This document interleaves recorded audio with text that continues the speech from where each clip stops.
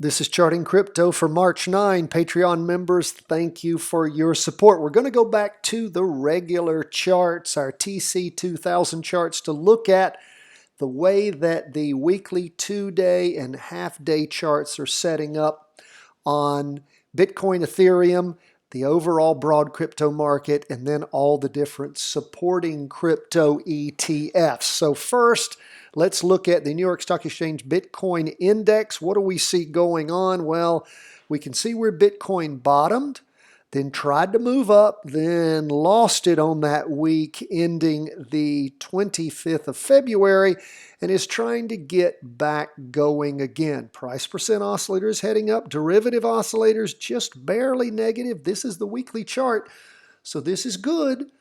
As on Wednesday, as we look at the charts, we can see Grayscale Bitcoin is up 10.43% on the day.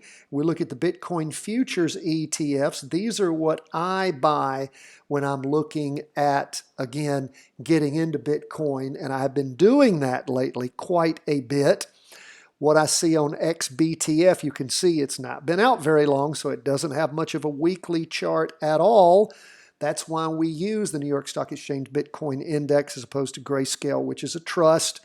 And again, the stock exchange goes out, the New York Stock Exchange goes out, looks at various crypto markets, crypto exchanges, uses their own set of metrics, and then gives us their price movement once a day. But as we look at XBTF, it's up 9% on the day. Now, that is taking away a lot from what had been a red down candle. Now it's turned into a doji for the week. On Grayscale Bitcoin, again, not a doji yet, but losing a lot of that downward momentum. So we're back at New York Stock Exchange Bitcoin Index. We can see for the week a green spinning top. Again, all of those show us indecision, sideways slippage, price percent oscillator trying to move up. The 2-day, again, we had 2 days of down movement, Monday and Tuesday. On Wednesday, like we said, we've got up movement. And in fact, let's again go back to what we see there. That shows you more of the up movement that we see on the first day of this latest 2-day candle. And of course, intraday, we can see where things really popped up and have slowed down in the afternoon, crossing over, going up. But lots of nice movement. Now, it's not hit where it was up to last week. Last Wednesday, the 2nd of March. But again, because it dropped a lot off, so it's got a lot to build up. But we do see, hopefully, Bitcoin has found a bottom. That is what I'm hoping for.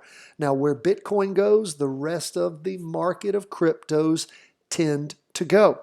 So, hasn't crossed over going up yet on that weekly. Last time that occurred, it was very, very good to us, particularly when you used your 2-day crosses and recrosses to help you get in and out, to not have to absorb losses along the way, and then to get you out for good, so you didn't take that whole drop when that happened. So again, if you want to be able to trade Bitcoin, you need to practice trading Bitcoin. I very much encourage that. And that doesn't cost you a penny. Now let's look at where Ethereum is. Again, charts are sort of similar. Again, particularly when we look at these big charts. Ethereum still headed down, actually more downward pressure on Ethereum than we see on Bitcoin. So Ethereum still heading down. Now it's up for the day. As far as Grayscale Ethereum goes, 5.25%. About half of what we're seeing with Bitcoin itself. So still lots of downward pressure on Ethereum. We look at the 2-day, and of course we had that 2-day crossover going up on Ethereum back on the 10th of February. Went up, sort of topped out there most recently. It topped out there on the 10th. It tried to move up and then sort of rolled over after the last green candle, the higher green candle that we've seen lately on the 16th, down, sideways up a little bit, down, and again, just managing to stay above the signal line on the price percent oscillator, derivative oscillators gone negative. So, Ethereum struggling some. We can see where it popped up in the morning on Wednesday. And again, now that the market is closed, let me get out of this post-market. One cool thing about, I noticed we had an extra candle. That's because the post-market candle's drawing up in the morning, pulling back a little bit in the afternoon. So that is where we are on Ethereum. Now, as I continue to run through these charts, these are two other Bitcoin future charts, BITO and BTF. Of course, the reason I like to use XBTF is the fees are the least, and the fees are higher on these ETFs. They're more tightly managed. There's no passive management of these things. I'm guessing they're much more closely looked at because of the extreme volatility you can have in cryptos, so the fees consequently are higher. This is an interesting one too that I always like to take a look at. It is the Bitwise 10 Crypto Index Fund. What does that mean? Well, it is the top 10 cryptocurrencies based on market capitalization. So, actually market share size. So Bitcoin, of course, is the big kahuna, followed by Ethereum and the other 8 top ones. What do we see in the overall broad crypto market balanced and weighted like this? You basically see things are they're negative, about flat on the price percent oscillator, still negative on the derivative oscillator, losing some downward momentum. Haven't gone back to the low that was hit back on the 28th of January, but again, ticking down with downward pressure. That 2-day, we can see where it crossed over back on Tuesday, the 8th of February. I think that's about the time what maybe Ethereum did, maybe Bitcoin too, and then of course rolled back over and then trying to pop back up again after rolling over on the 2-day candle for Monday and Tuesday of this week, trying to make its way up on Wednesday, not quite doing that. And again, we can see where we've had a lot of downward pressure even on that half-day chart. So still lots of negativity. These things haven't recovered yet.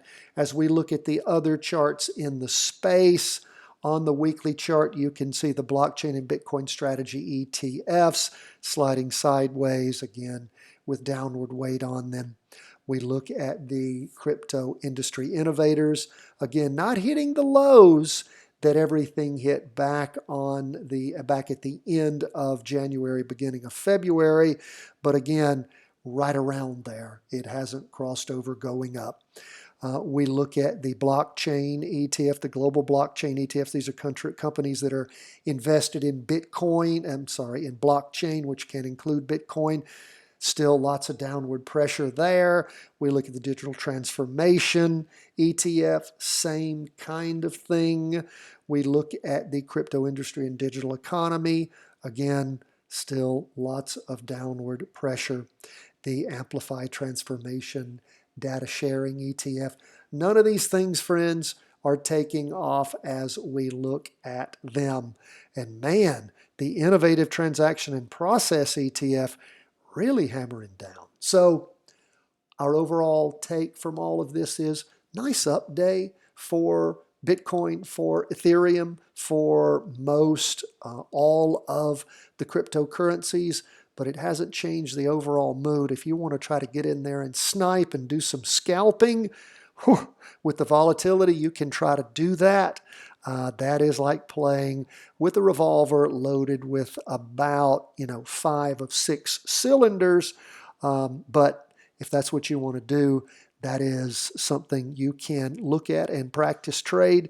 But again, overall, where are we? Still lots of downward pressure in the crypto space. When it gets ready to take off, folks, we're going to be here. We're going to be here with you. There are going to be great opportunities. In the meantime, pay attention. Keep your powder dry.